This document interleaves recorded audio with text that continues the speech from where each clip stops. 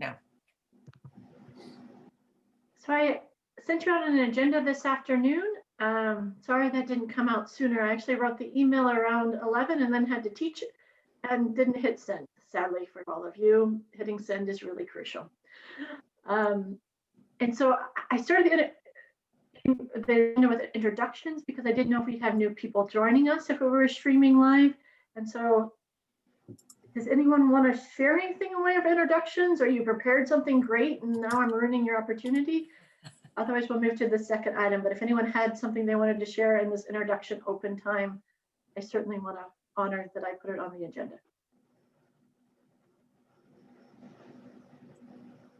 Besides, I learned Dan loves snow, which helps me because I'm not as excited about the snow in October. So I love that you love snow. Yeah, the other side to that is fall is my most, it's the least favorite season. I know everybody loves fall, but I do not like fall. Sorry. Well, way to just move us into winter. We'll cheer on winter for you, Dan. Dayna, would it be possible to allow me to share my? It would. I'm sorry, I forgot to do that. No. There you go. Thank you. Okay. Thank you. So I'm just going to pull the agenda up here for a minute, not because it's the most exciting thing you've ever seen, but because it will ground us for a minute. My main focus today, though I'm open to other ideas, was to talk about this list of words and talk about some definitional work and really appreciate what Dan and Smita sent already. But before we move into the list of words, I just wanted to check in to see if there's any questions and comments from the last meeting that we needed to follow up on, or any lingering thoughts that maybe weren't connected to this definitional work. Does anyone have anything there? Okay. Seeing none, please know that you can always go backwards. That's the great thing about life. I put this list of words, Smita added 2 words, I added 1 if I'm honest, and wanted to see if there are other words that seemed really, other words or constructs that seemed really important to talk about in these beginning phases of our work. And if anyone had thought of things that needed to be added here, but maybe that had come to your mind. This is a little bit out of scope, but I think close enough, particularly given the kind of organization we are. I was on a meeting earlier this week around keeping donors engaged, and they were talking about the arts organizations across the country in particular that have taken this approach to COVID, which is we're going to just shut everything down and we're going to sit on our resources and ride this thing out. And the phrase that was used in reference to that was arts privilege. And this idea that most arts organizations don't have that opportunity, but that if you are an arts organization who's choosing to sit on your money versus spreading it inside the arts sector to make and support artists, make art and support artists, that's its own kind of privilege, which is problematic. And I just found that interesting and an important conversation, or an important phrase for us as an organization that supports artists and arts organizations to keep top of mind as we're talking about diversity and inclusion, making sure that we are spending our resources wisely as well across the sector. I think that's really helpful. And I'm going to add that, I apologize, I stopped sharing for a minute because the file was misbehaving. When I added privilege here, I was thinking about privilege based on social location. Like I live with white privilege, but it makes sense here to also talk about art privilege. Is that okay, Dayna? Yes, I'm not equating them. I just thought it was an interesting phrase. I had not heard anybody using the way we talk about white privilege, or the kinds of things that are just, you know, a major organization that could afford to sit on that money is a very different kind of organization than some small group that is really struggling and is in terrible shape because of COVID. And I think that's a powerful reminder to something we talked about last time we met, where we talked about how privilege is assigned almost based on medium of art, or different arts organizations have privileges, and particularly those that have the most, you know, I've heard of, for instance, very large symphonies in our world that are just choosing to pretend this year doesn't exist. Yes. Because they can afford to do that, Yep. which would be very different than other symphonies that who could not in any way. So I appreciate that addition. It's a good thing for us to think about when we talk about privilege. And yet you wonder, they can afford it, but can their community afford that they shut down? Right? I mean, yeah, it's, you know, kind of mind-boggling. That's a great point. And I wonder, I know when I was reading about this, some of these symphonies are able to pay their musicians still. And so that allows them to shut down. But the musicians aren't the only people whose income is earned based on symphony performances. So you think about the ushers at those theaters or the ticket sellers. I'm not sure. So those front of house people, no, back of house people. I'm probably using the wrong phrase. I apologize. No, you were right. Front of house. You were right. Front of house. Okay. I was like, I think they were front of house people. The front of house people, I didn't see any of the symphonies talking about paying them. And so you do wonder, not only can the community afford it, but can everyone who's associated with these art, afford the lost income? Have we just discovered yet another term that's kind of important in terms of diversity and inclusion, is community? Yes. And even, I think defining what we mean by community is crucial. That's a great phrase to add to our list. Are there other constructs or words that need to be added here before we take the next step?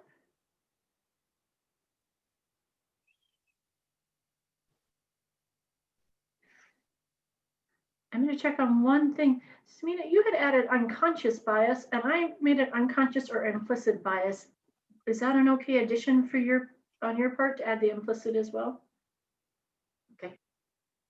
Yeah, and then I was wondering, just with the word ghettoization, and maybe I'm not fully understanding it, but I'm wondering if geography perhaps.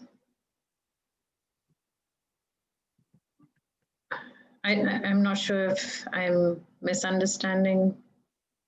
No, but I don't think at all. I think we could definitely talk about geography and how ghettoization and community and geography, those three words there are all interconnected.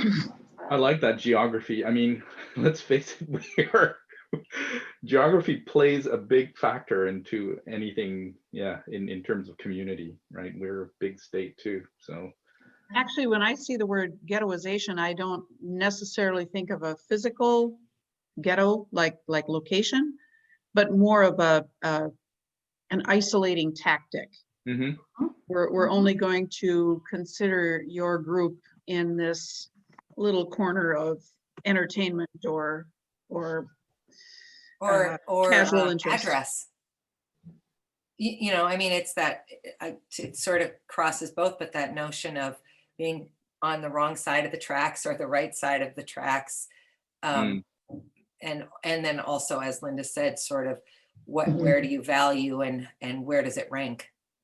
Well, yeah, and maybe that just falls under equity, but when I think of ghettoization, it's like Black History Month, you get the shortest one and that's it. Or we're gonna only consider Hmong arts during, ethnic festival week.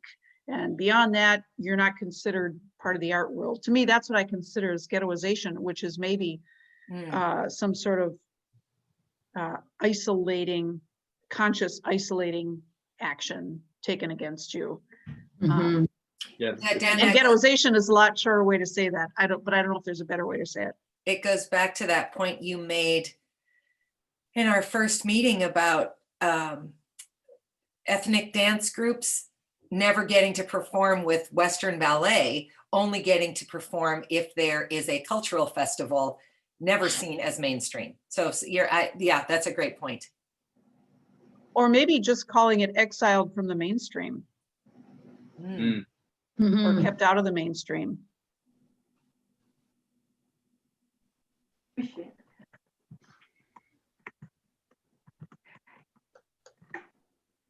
I appreciate that separate, how you helped us think through that idea of ghettoization, because we can talk in terms of, there are some geographic ways that that's applicable, even if we limit our conversation to North Dakota. The TAP board, certainly in my time on it, has had some interesting conversations about the privileging of downtown and who can access downtown and who can't access downtown. And so that's a different way of thinking about ghettoization, but at the same point, I appreciate that exclusion. I had North Dakota Public Radio on this morning, and it made me chuckle again because this is the 100th anniversary of the 19th Amendment. They've been doing these history stories about women's history. And as soon as the 100th anniversary is done, we'll go back to having those history moments will be all about men. And I realized they're almost white men. And so another interesting example about how we exclude from the mainstream. And so we'll do it for a year. And the funny thing is, before they introduce those Prairie Public Date books, they always say, and they explain why they're doing it, because we would only talk about women's history because of this anniversary. And this one woman has written all of them and voiced all of them. Yeah. But of course, normally they're voiced not to prick on Prairie Public, but yeah. Well, you know, the other thing that's kind of fascinating about this is that we as North Dakotans are ghettoized as Midwesterners, as flyover state. We couldn't possibly actually have cultural importance. Our diversity is insignificant, so why talk about? I mean, we are our own ghetto by coastal standards for many, many people. Yeah, definitely. Yeah. Well, and whatever word we end up using with that, I think it is important to remember the intentionalization of it, because the original ghettos were intentional about rounding up a certain group of people and putting them literally in their own place, apart from, you know, to take them out of the mainstream and put them in a ghetto. So I think there has to be like an active exclusion or intentional exclusion. And now I think it's seen as something we don't realize we're doing. We don't understand that it's intentional only because we don't think about it. And I think the other dimension to that intentionality is the idea of how it was sold to themselves, to the main group, right? Hey, we've got this place for you. You can do your stuff here. It's all perfectly safe. You can do your stuff here, and we're not going to see it. And you don't see us, and we're separate. Everything's going to be fine. And that's why I said wink, wink in my sort of list. It's the way it's sold insidiously, right? In that way. Yeah. Yeah, ghetto has never had a positive word to it. Nobody's ever said, you know, like Beverly Hills is an incredible ghetto. It's never the best of anything. Yeah, I'm just thinking about the way the Nazis sold the Warsaw Ghetto to themselves, to their own ideals, right? Oh, is sold. So not just to the group being excluded, but to the to placate their own Yeah. ideas of what should be. That's very helpful. I'm just trying to capture some phrases as we go along. This is really helpful. That was a great conversation. For a minute, I'm going to have a step back. Are there other, as you think, are there other words or phrases that you wanted to add to this list? Or if there was more people wanted to say about ghettoization, please feel free to do that too. I didn't mean to cut conversation off.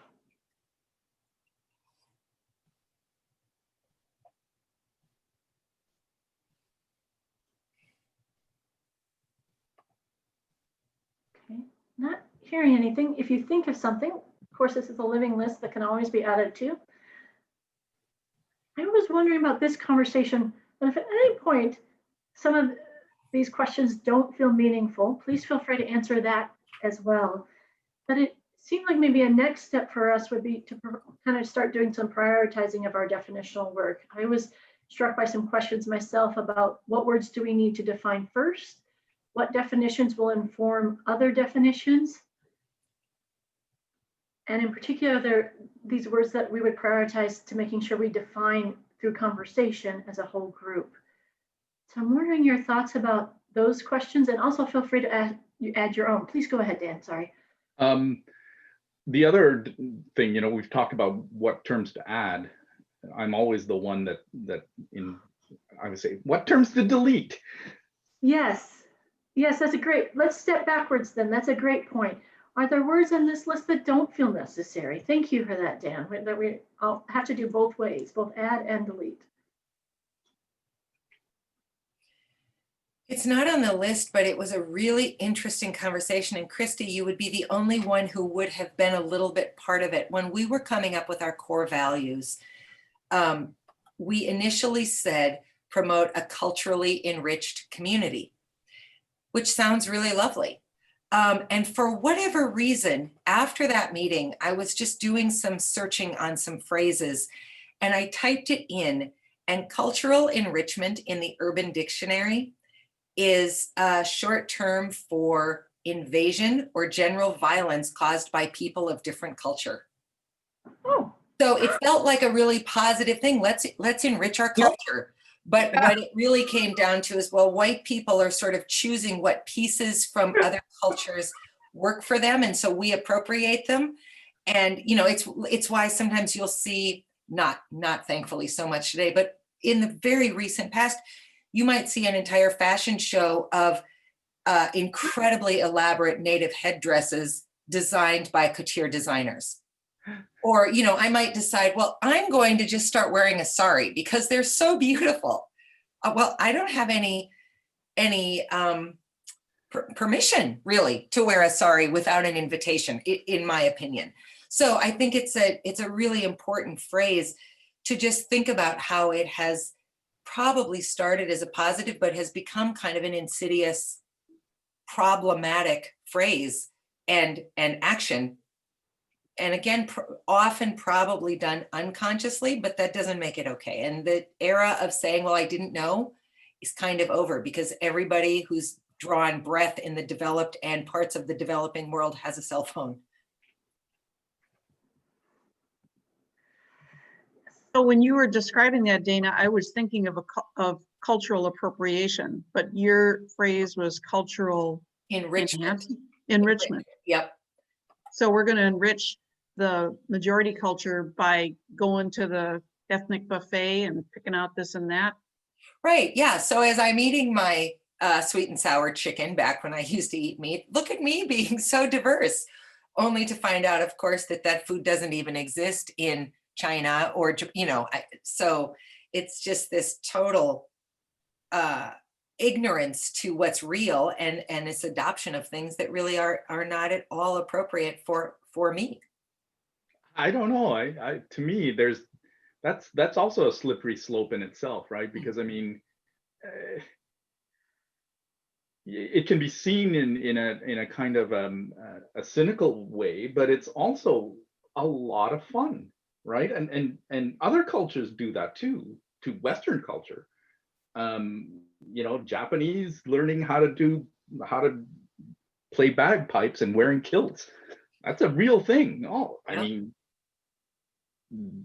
I wonder what if cultural exposure is different than cultural enrichment, which is the intent of almost propagating white Western culture. And so I don't know how we separate out those like cultural experiences or cultural familiarity with others, if that feels different than cultural enrichment. And I've often heard also, like, you know, if there's fear of cultural appropriation, sort of making a distinction between that and cultural appreciation, because somebody could actually, like, Dayna, if you want to wear a sari, that's a-okay. You know, as long as you're not doing it to make fun, like you're not doing it as, oh, look at this, you know, you know what I mean? Like yeah. But I agree with Dan, it's very tricky. Yeah. You know, like I used to post this picture. So for Thanksgiving one year when my brother, so we were 9, 4, and 5 months. Okay. So I'm the 9-year-old. And what I've done for that Thanksgiving is I've made everybody little construction paper headdresses. So they're little red headdresses with little yellow feathers coming out of the back, out of construction paper. At no size, shape, or form is my 9-year-old self thinking, like, this is a great celebration of keeping Native people down. This is how, I mean, I thought, you know, back then, I thought the Thanksgiving story was true. But like, I wouldn't do that today. That feels highly inappropriate. Well, why, Smita, would it be okay for me to decide that I want to celebrate Diwali, a celebration that doesn't have any direct connection to my personal experience? So I'm going to wear a sari for that, but I'm not going to wear my little construction paper headdress. Where is the cutoff? How do you gauge that? Mhm. Well, the headdress is a regalia, right? It's meant for the chiefs, and there's cultural significance behind it. Okay. While a sari is something, it's like me wearing pants. Like, should I not wear pants and a shirt then? Okay. Because you're right. And, you know, celebrating Diwali, does that mean that I can't celebrate Christmas? Yeah. Let me ask you this. Can I wear a sari to a Halloween party? No, that would Okay. be wrong. Okay. That would be wrong. Because then you're costumizing it, and a sari is not a costume. Right. Okay. That makes sense. Yeah. So that's where the cultural appreciation versus cultural appropriation comes in and also, you know, I would think, like, if I decide to wear a kimono for whatever the reason, you know, I probably want to find out, like, is there any significance behind it, and why am I wearing it? Just because it's pretty, or is there something, you know, at least get a little bit of understanding, appreciation of the culture. Yep. Yeah, I've always hated the term cultural appropriation, because so much of culture is cultural appropriation. I mean, you take from one culture and you morph it into something your own. That's human nature. I think it's more cultural misuse than appropriation. I mean, you look at food, even, you know, Japan and China, right? Japan appropriated huge tracts of Chinese culture, including their system of writing. Mm-hmm. That's how things happen. I think, like, in my understanding, and I could be wrong, like, appropriation is when the intent is that you borrow or steal from somebody else's culture, and then you're profiting from it. Yeah, that's what the Japanese were doing. So they profited from the writing system of China. I think that's normal. Even something as mundane as noodles. Japanese ramen is actually Chinese in origin, and they appropriated and changed it into their own thing. Now ramen is like, oh, it's Japanese. Well, no, it wasn't, right? So that is appropriation for their own good. I think what appropriation, cultural appropriation as a term is really the misuse of somebody else's culture in a disrespectful or uninformed way. And it's not even, it doesn't even rise to the level of use. That's, it's toying with somebody's culture rather than using it, you know? I mean, if you're using it, at least it's to something. Do you think, is this phrase exist, cultural adaptation? I was just going to say cultural adaptation is what this, yeah. Because you're right, Dan. I mean, if you think about even something that's not related to this conversation, but technology. So somebody creates a huge computer, and 50 years later, we've adapted down to this. And it's because somebody took somebody's idea and they morphed it and shifted it and adapted it. And so there's this, I think you're right. There's this human nature to what we are exposed to. We take in, we keep the pieces that work for us, we discard the pieces that don't, and we keep evolving it. I don't know, maybe it's, I like the idea of it being an okay thing, as long as you're being careful about it. But I can also tell you that never in my life did I know that ramen noodles were actually Chinese. So if I'm eating ramen noodles thinking they're Japanese, having no idea that they're actually Chinese, how far back does one have to go to be culturally aware of the, you know, I mean, we could take everything all the way back to Africa, and we don't do that. You know, I'm wondering how much of this spaghetti. conversation is uniquely American, because we're a nation that has evolved from, first of all, an invasion of Western European and other countries, but it just became this huge nation of a mix of, I mean, it's a cliche to say we're a nation of immigrants, but we're a nation of immigrants and natives. And you know, certain ones have been top dogs at different times and didn't really care too much how they treated the others, usually terribly, you know, from slaves to Italians and Irish and everything in between. And I think cultural appropriation was part of the awakening that, hey, if you're belittling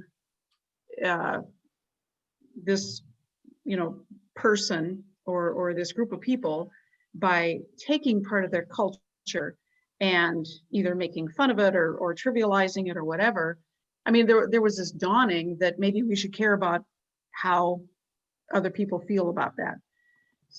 So now that's becoming kind of passe. To me, it seems like something that we just continue to wrestle with. How do we live with each other positively and acknowledge differences and celebrate them and not hurt each other?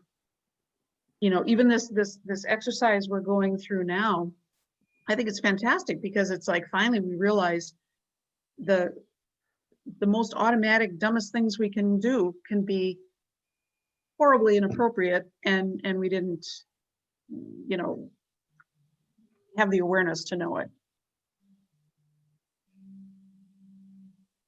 I'm wondering if cultural appropriation, or if we were going to shift to something like cultural adaptation, if there needs to be a conversation about, I'm going to be an academic right now, about citing our work. So you have to cite whose culture you're adapting from and giving them credit. And I wonder if it matters who's doing the adaptation. So for instance, when dominant white culture started adapting Black rap and the Black rap culture, that felt wrong, and that felt like stealing, which is very different than, and so I don't know if it matters when certainly in the US we're talking about and across the world, we're for the most part talking about the dominant socially sanctioned racial group are whites. And so does it matter if who's doing the adaptation? And does I mean, I know we don't do this, but I keep thinking about this idea of citing. How does that play in? How do we give people credit for what we're doing?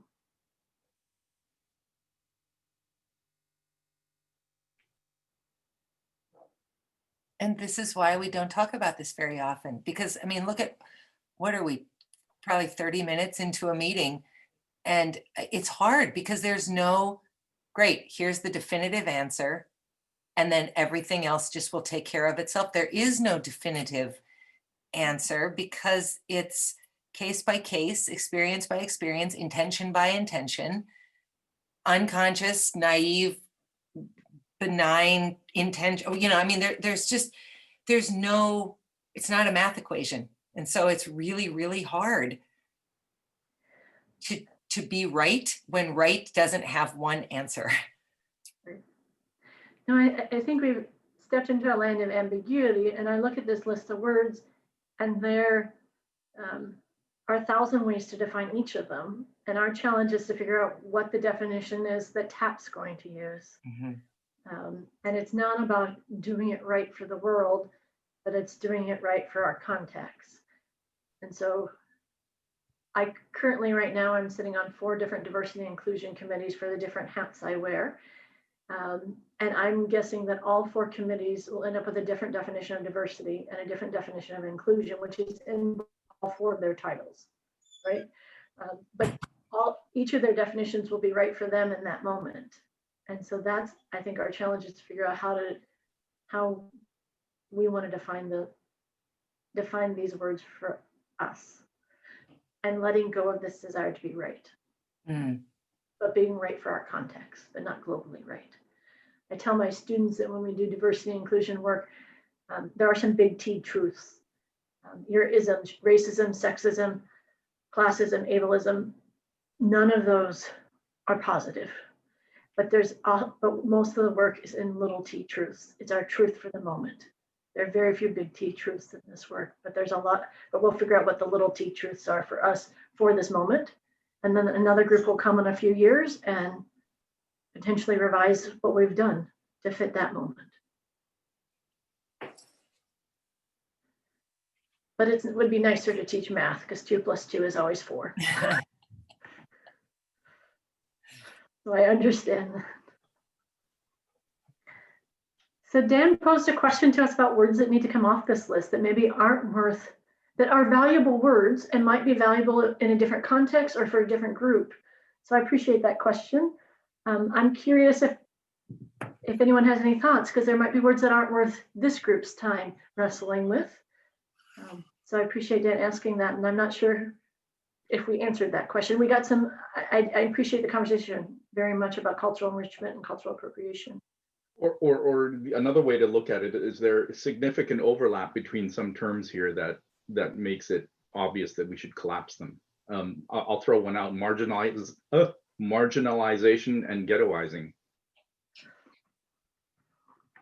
So that there's really some, because you see those as sharing a similar core. I think so. I think there is. They are somewhat different. In the ghettoizing is more containment kind of idea. But ghettoizing can be seen as a way of marginalizing. So marginalization might be a bigger concept, and ghettoization is an example of marginalization. Okay. I think if we're thinking along those lines, which I think is a smart way to think, I feel like oppression could also sort of live in that bucket. Yeah, I tend to think of oppression as its own thing, because it is so, it's not even attempting any pretense, and maybe underneath it you begin by ghettoizing, and then actually your ulterior motive is oppression, but it's so strong that it should stand on its own. You know, I mean, it's like what I wrote in my impression was we determine your worth, and thus you are unworthy, and we want to crush you. You know, that is oppression. That is naked oppression. And so it's like maybe marginalization and ghettoizing are part of the slope to that, but there's an intent of oppression that stands alone.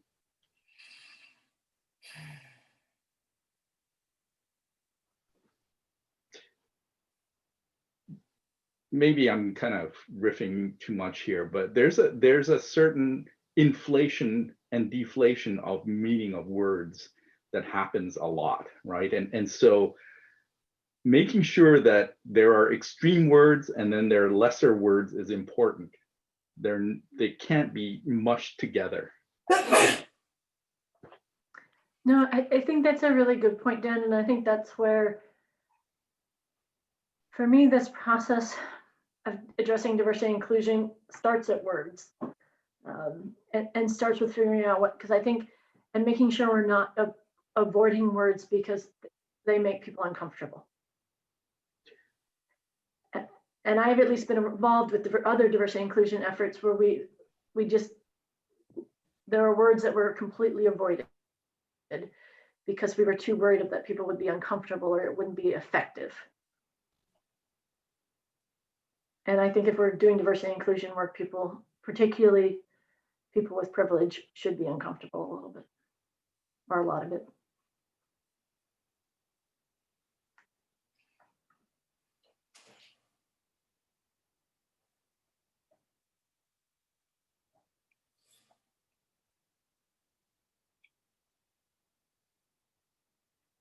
So I'm wondering if geography and community, then now that we've, defined ghettoizing with certain words, I'm wondering if geography and community perhaps are go together. Yeah.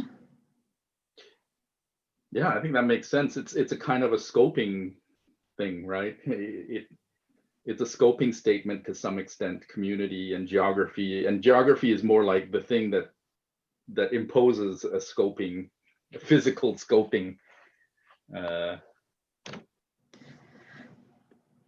So community would be the broader word, and then geography would come under community as a definition of a locale. And community can also be a community by, all painters, a community of painters, a community of musicians. That makes. Yeah, and consumers of art is another community, right? Yeah.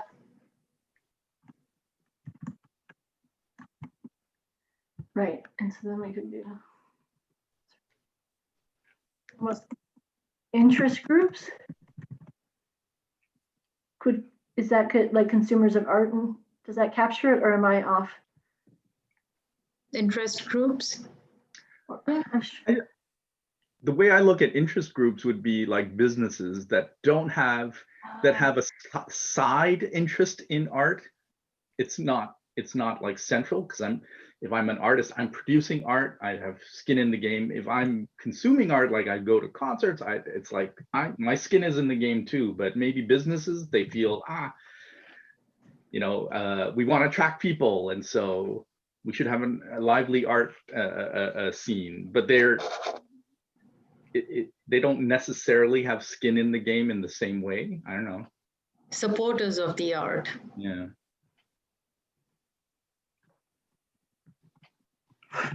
I deleted too much. Type it in front of people, not my skill.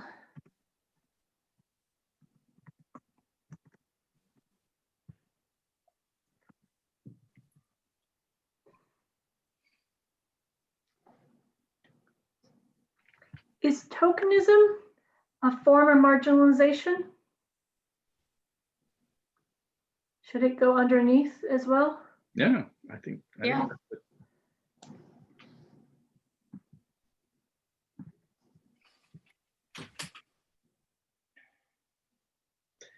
Yeah, tokenism is another way of looking at tokenism. Is it's also, it's that sense of we were told to be diverse, and so here's the thing. Right. I like that line.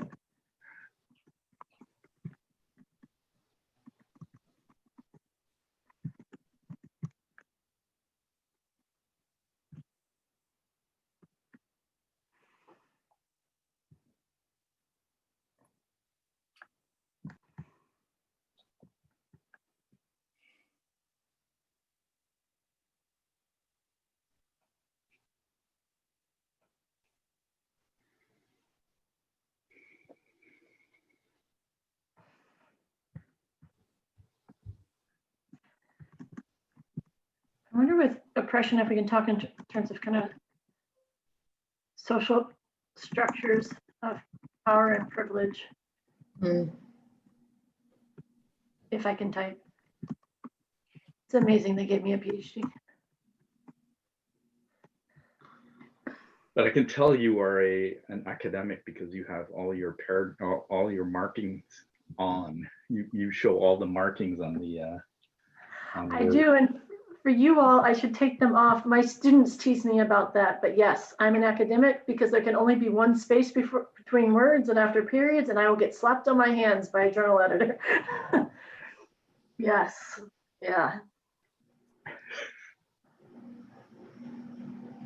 It frustrates my students when I share my screen, so I've been trying to remember to turn that off, but clearly I did not. I like them. I do too, and now I'm all like, oh, the screen feels very weird and naked. What am I to do? Where will I put my cursor? Here, I thought the previous way was like showing your underwear. I am not aware of the difference between bias and prejudice. I personally don't know the difference. And I know there is one. So if someone could explain that to me, that I'd appreciate it. Between unconscious and implicit bias and prejudice? Just, well, before we get to unconscious or implicit, just between bias and prejudice, I think I've heard it and probably done it myself, use those two words interchangeably. I'm going to be honest, I actually, on Monday, for my students, we were looking at the definite academic, in this case, academic definitions of racial prejudice and racial bias. Obviously a fascinating topic. Well, they were well engaged, so we'll go with it. And the truth is, at this point, the definition, because we were contrasting that with racism, right? Racism is defined as something white people beliefs and actions white people engage in towards people of color, where we were looking at these definitions of racial bias and racial prejudice. And I'll be honest, I had selected all these different websites for them to go through and look at. And the truth is that those two terms of prejudice and bias are merging, particularly in the anti-racism literature. And so we're talking about bias and prejudice is almost universal. Now, people on this, we can define it differently for ourselves. I've already said there's not a right answer, but in the literature, we're seeing those terms used interchangeably as simply typically negative beliefs that anybody has about another group or another individual based on their social location. And so we did, if I go back 10 years ago, there were really distinct definitions of prejudice and bias in the academic world. We are merging those. That doesn't mean we don't want to distinguish between them. Now, implicit and unconscious bias is very different in terms of how we understand it in the academic world than prejudice and bias itself. So I'd separate those out. But would people say differently, that they have a different understanding of bias or prejudice, or that we should take a different understanding of bias and prejudice in this work?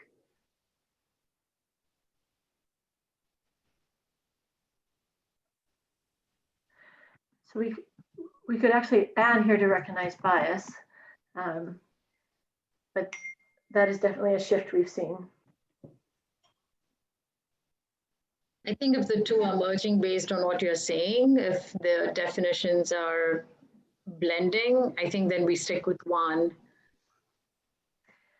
So we can remove prejudice perhaps, and bias seems to be more popular.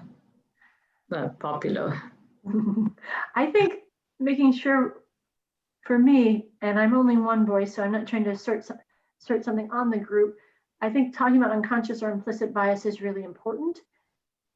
And then potentially talking about this idea of prejudice and bias in general might be helpful. But this is the bigger construct to me, is that helping, for the most part, for many people, these negative thoughts or ideas, we don't even recognize them as negative thoughts or ideas because we've been socialized in them since in vitro, basically, that socialization about other groups and other people. I think we start talking to fetuses about these things, particularly with our obsession these days about sex reveal. I know we talk about a gender reveal, but we're really just revealing sex. And then we start talking to fetuses about what it means to be whatever sex they're going to be assigned at birth and what those people do. And so I think unconscious implicit bias really hits on this idea of ideas that we've been socialized in since being in the womb, that we often don't interrogate, but influence all of our decisions and follow dominant social norms. And so it would be definitely a larger, where prejudice and bias itself is after we've been educated. If we continue to after these beliefs have become conscious, if we continue to act on them, as many people do, then that's where prejudice and bias comes in. Does that make sense? That was poorly defined. My students would be disappointed. So potentially, and we can decide if we want to keep both, but I do see them as kind of distinct. One's about a lack of awareness and knowing, and one's things we hold on to even after we know. Yeah, I think they're useful distinctions. I think you captured it actually pretty well in my mind. So prejudice is conscious and bias is unconscious or intentional? So we use the phrase unconscious bias or implicit bias. And when putting unconscious or implicit in front of bias, then that's kind of just that, the unconscious. Where prejudice or bias in general is seen as things that we consciously hold. Mhm. But maybe for simplicity's sake, we should just define prejudice and put conscious here. And then we can just talk about unconscious or implicit bias. So maybe that would be an easier way for me to stop being a nerdy academic. Make it simple. Isn't this really just a case of, we don't really use the phrase, like I've never heard anyone say, well, she's implicitly prejudiced. You know what I mean? You might be that, but we don't use it as a working phrase. If you were going to say someone was implicitly something, you would be likely to say she's implicitly biased. Yeah. So I think it's about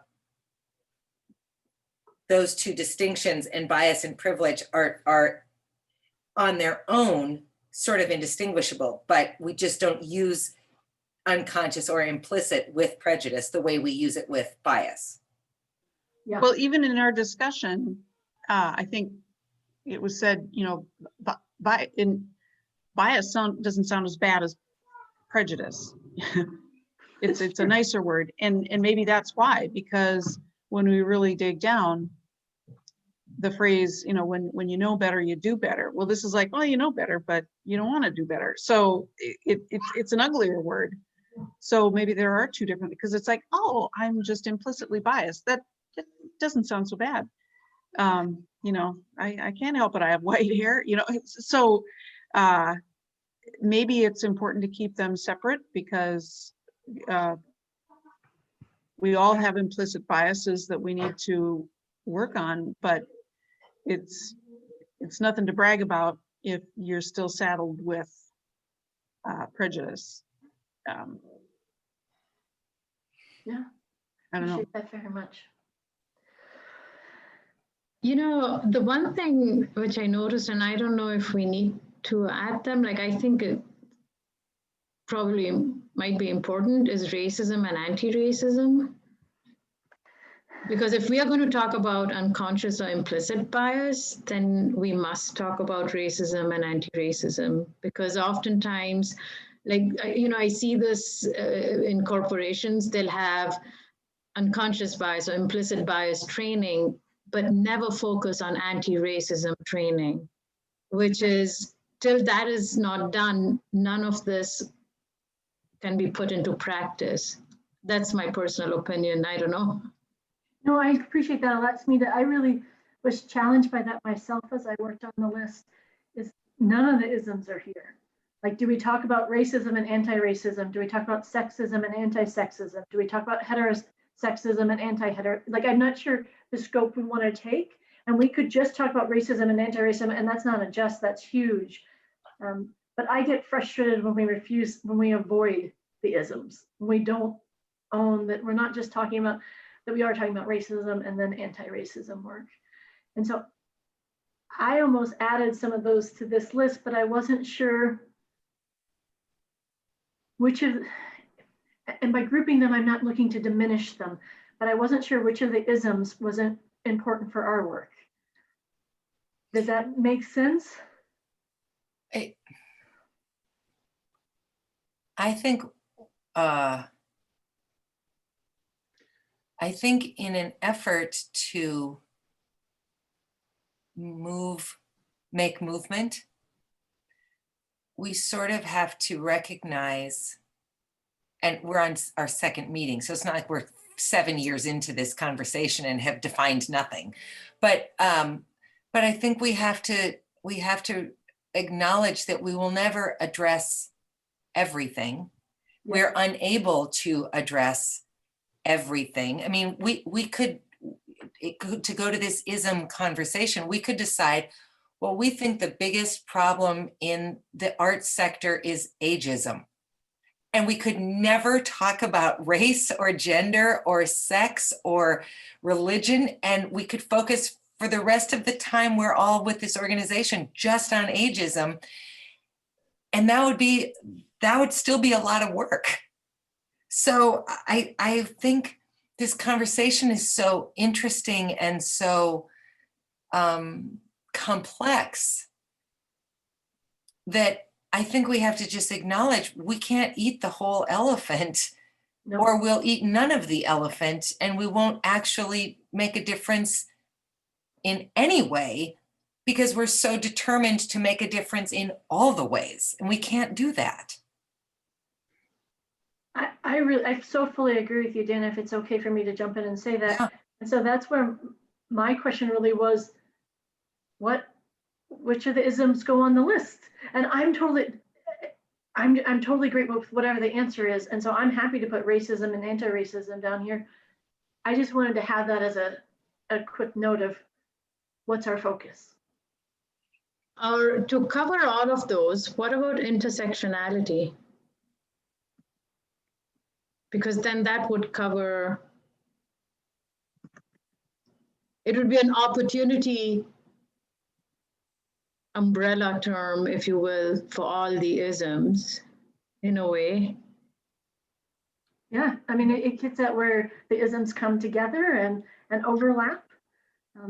But I also think your original suggestion, Smita, was great. And please know that my comment wasn't meant, like, I think it would be highly appropriate just to put racism and anti-racism, and that would be our focus. I think that's a great and appropriate focus, as with ageism. I'm just not sure. I'm not fighting for ageism. I don't think that's a huge problem. It was an easy one to pick on because it's not super volatile. And so maybe that's one of the questions for us to think about for our next meeting is there, I mean, it could be that we go with intersectionality, or are there isms that need to be on this list, and then which would maybe inform our definitions and of things of diversity and inclusion.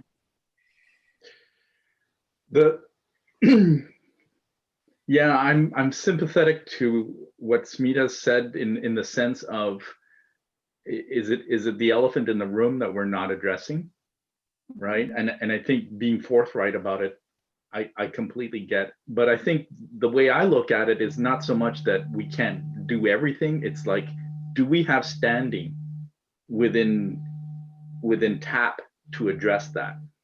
And I think we probably don't have standing to address racism and anti-racism, just because of we're small, right? I mean, this is a big thing, and it's a thing of the heart too, and it's a thing that is very, very hard to get at. Part of this, I guess, came from some discussions that I've been part of or listened in on at work at a group. They were criticizing my work, my company's diversity and inclusion kind of training, and that they excluded racism and anti-racism from that. And the other side was saying, yeah, I don't want my company to define that. It's way too big. This is a company, that's it. It's much smaller than what humanity can think about. So it has no standing. Wow, and if your company can't address it, I appreciate that you're recognizing it would be hard for the Arts Partnership to address it. We're not exactly comparably sized organizations. But it is a company, right? It's only a company in the end. Well, to follow up on that, Dan, what I was thinking when Smita said the word intersectionality, which is I like it as an umbrella word, but it still requires somebody's definition. So if I decide that I only believe there are two genders, and I'm not interested in having any other conversation about it, if I'm defining intersectionality, I'm not going to put genderism in there, because you're either a man or a woman, end of story, move on. But it's clearly an actual issue. Not an issue, it's an actual thing that there are multiple genders, and so how But how do you ever settle on that? I thought intersectionality was really around things like Black woman, right? You're a woman and you're Black. And so there are these intersections of your experience that create a different thing than, say, Black or woman. Mm. Am I wrong, or just... No, I mean, I think we can talk about the different social locations. And so in my case, we would talk about the intersection of my gender as a woman, my race as white, my sexual orientation is straight, my gender identity is cisgender, and talk about how all of those things connect to form my experiences of oppression and privilege in the world. And so for the most part, I experience an immense amount of privilege minus being a woman. Okay, so I totally accept that definition, but then I don't think intersectionality addresses racism or anti-racism in any size, shape, or form. And I'm not really fighting for that. I think Dan's point is correct, but I do think we can't think of intersectionality then as sort of a catch-all for the isms. I agree, Dana. I don't think it's a catch-all for the isms. I think it just reflects the idea that each person has different layers of oppression and different layers of privilege based on how they identify. I'm very mindful that I'm already a minute over, and I'm not sure how it got to be 5:30. So at this point, I'm going to move down to the last item on the agenda and skip the others. I don't know if this time on Thursdays is particularly good. I know I wasn't overly successful in getting times on the doodle poll. And so I was proposing November 19th. I apologize for that. We should be meeting on November 12th, but I will be honest that I attend 2 national conferences each year. And both of my conferences, as it's decided, the 12th and the 13th, are the ideal time to hold virtual conferences.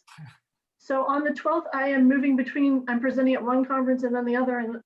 And so I won't be any good to you on the 12th because I'm presenting between 4 and 5 at one of the conferences. I'm not sure right now which one. So I apologize for putting us a month out. If this was a good, we can meet in 2 weeks, or we can meet in 4 weeks. Just this one time, I can't meet in 3 weeks. I don't know how they both decided that these were the 2 days to do their virtual conference, since their membership is pretty much the same people. And so I threw out the 19th, knowing that there was some discussion about 2 weeks being too soon last time. So we're either looking at the 19th or the 5th, and I don't know if either of those work from 4:30 to 5:30. Sorry for telling you about my conferences. Both of those would work for me, the 5th or the 19th. Yeah, either of those or both. Okay. Others? They work for me as well, both of them. Would it be better to meet in 2 weeks instead of 4? Or do people have preferences between the two? In terms of doability and not being a burden to you? Either way, it's for me. I don't think it makes much of a Yeah. Should we try the 5th then, so we can keep moving? And again, I'm happy to go back to the 3 weeks after this. I won't ever again in my life hopefully experience 2 national conferences in the same 2 days again, and teaching all my classes. So we'll do the 5th then. I'll change this here for visual reasons from 4:30 to 5:30. We'll get a link out. If it's okay with folks, maybe for next time, we'll check in one more time to see if there's any words that need to be added or deleted. I'll add that. And then we will talk about, if someone has a front, I'm open to it. We'll talk about prioritizing the words, which ones we need to define first, as though our framework for understanding the other words. And then my hope is that we can start talking about either actively start defining things or talk about the process that we want to use for defining them if people don't feel ready to actually start engaging in that. Is that an okay plan for in 2 weeks? Yeah, and I also think that one, some of this may happen in parallel, because sometimes when we start defining things, we'll realize whether they're a priority or not. So I think even taking that approach rather might work as well. Like the minute you start putting some definitions, we'll say, oh, but that probably sounds the same, and then we can prioritize. That makes total sense. So maybe we'll have a quick conversation about prioritizing next week in case some words stand, or in 2 weeks. And then if not, we can just start defining and see how that develops our priorities. Being me, I'm always interested in what is our framework. I think in terms of theoretical frameworks, and those will guide my definition. So that's why I think I was wondering about a prioritizing process. But I agree, Smita, in the real world, we start writing things and they inform the next idea. Thank you. Thank you all for engaging in this today. I'll talk to Danica tomorrow and get a Zoom link and get an agenda out to you maybe in that initial email instead of at the last minute, but this is Christi, not a same time. Going forward, Christi, I will be your contact. So you and I can do that. I'm happy to put the Zoom link together. Thank you, Dayna. I'm sorry, I wasn't aware of that. Nope, that's all right. And we are going to try to make this public.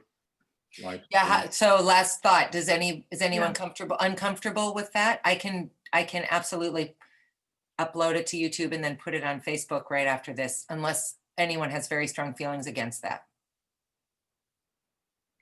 No objections from me. Oh, that's fine.